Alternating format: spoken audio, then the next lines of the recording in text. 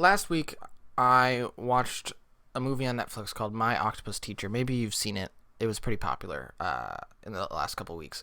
And it reminded me of a book I've had on my shelf for a long, long time.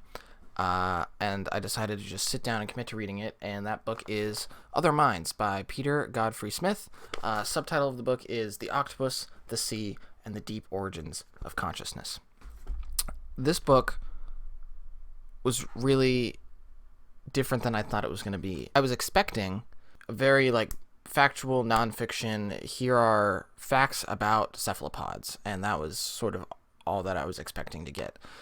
What I got instead was all of that plus philosophical consideration of the things we don't know. The way this book works is that Godfrey Smith basically lays out all the science as we know it and as we understand it currently. And then when the science is no longer enough to draw conclusions, he brings in philosophy and sort of considers all of the possible options about what's going on inside the brains of these creatures.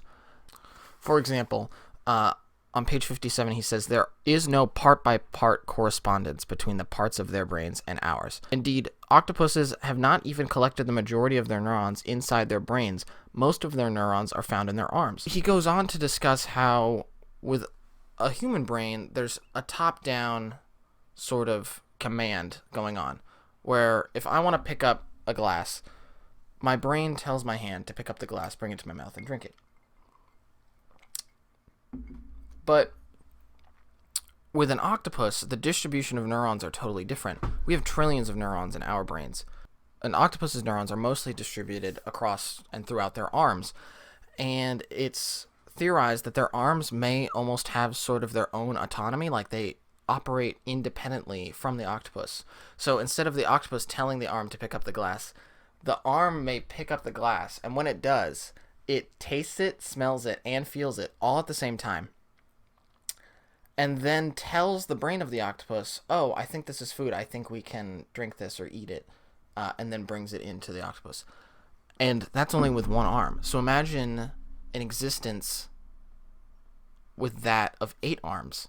And that's sort of like the crux of the whole book is it explains a phenomenon and then says, can you imagine living like that? Can you imagine an existence like that of the octopus? And no. that's the best thing is no, you can't. You really can't. For example, there another great fact that I loved in the book was that cuttlefish actually reach a form of REM sleep, which is the level of sleep that humans reach when we start to dream. So it's theorized that cuttlefish may dream like we do. But in what form do they dream?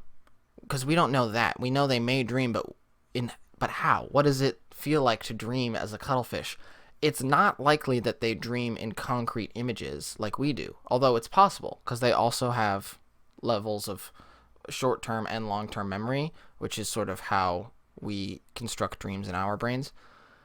But it's also equally likely that a cuttlefish dreams in just different hues of color, or that it dreams in a sense that we don't dream in at all. Like it could dream in smells or dream in scents. And the philosophical sort of questioning and the existential stuff in the book is what I found most compelling. It's what the value of this book is you get all of this scientific information, but then Godfrey Smith pushes that boundary a little bit more and says, here's what we don't know, but here's what could be possible. Or if we consider thinking of it, in this way, in this mode, it really changes our entire understanding of consciousness. One of the big chapters is about how we define intelligence and sentience in animals. Really interesting chapter. So overall, I would recommend this book to anyone interested in cephalopods, just cephalopod facts, but also if you're interested in the evolution of consciousness and the mind. or just general philosophy, I think it's a really valuable read. And it was a short read too, so it won't take you too long. By the way, my name's Patrick. I'm trying to do more book reviews and more videos. I want 2021 to be a year of content creation and content consumption. So if you want to help my channel grow, it'd mean a lot if you subscribed and liked. And let me know in the comments if you've got a cool cephalopod fact that I didn't mention. Thanks, and have a good one. Bye-bye.